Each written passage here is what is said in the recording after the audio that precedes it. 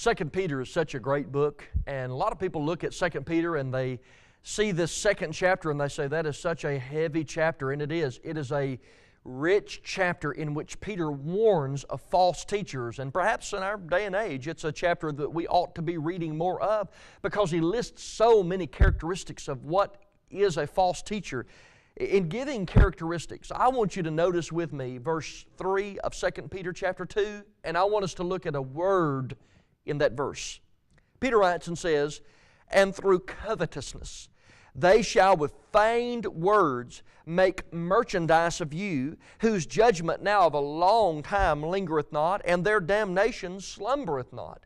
You know, people read that passage and they say, what in the world does it mean there to make merchandise of you?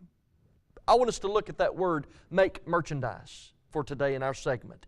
The word make merchandise, I'm not going to pronounce the original term, but have you ever used in your language the word emporium? That word emporium, the English word, is a transliteration of the original term that means essentially the same thing.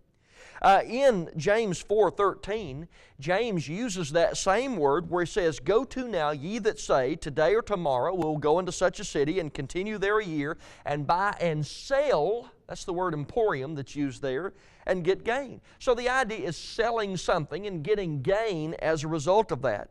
In the original word, it meant simply to trade. It meant to travel about as a merchant or a trader.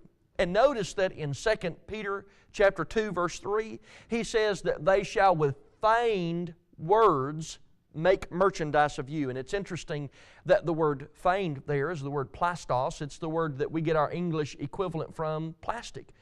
There the word simply means to mold or to be artificial or deceptive or fake or something that's false. The idea is they take these words and mold them in such a way as to sell out the souls of those that they are preaching to. Now, what this indicates is that there is always a motive with a false teacher. There's always some motive with false teachers.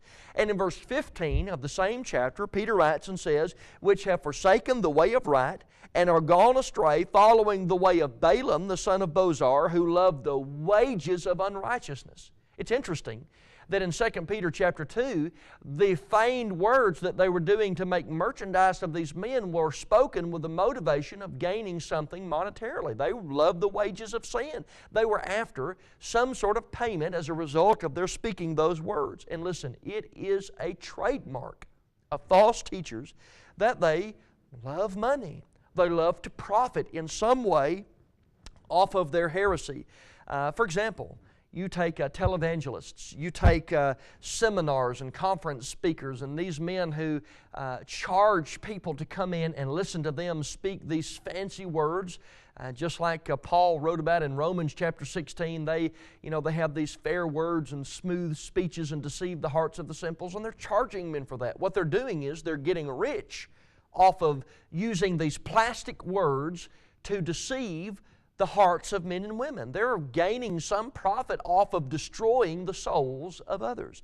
I remember some years ago I was able to be a part of a mission trip, and we were down on an island. It was a very remote island, and I had been able to, it was my pleasure to have a Bible study with one of the locals there, and she was talking about how that she had sent her entire income, all of her year's annual income, to a very infamous televangelist. She believed him to be very famous at that point, and she worked at a local hotel that charged about $5,000 a night to stay there, and she noticed that the same person that she was sending all of this money to was coming down for months at a time and spending several $100,000 to stay in this, and she finally figured out that he was just simply using her and everybody that was sending money to get rich. And she said, he's a false teacher, right? And so we talked about it, and she was able to discern that he was.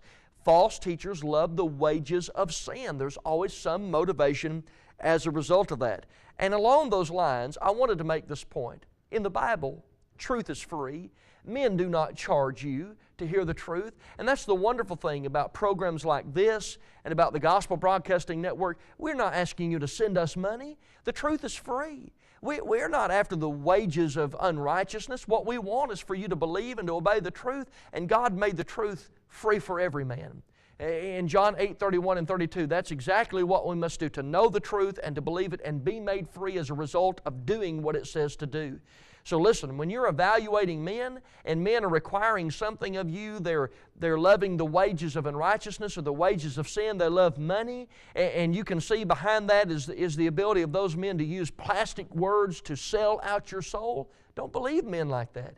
You go to the Bible, you prove it from the Bible, and you believe what the Bible says, and listen, no speaker of truth is ever going to ask you to pay to hear the gospel of Jesus Christ. He's never going to do that, because some men make merchandise of your soul.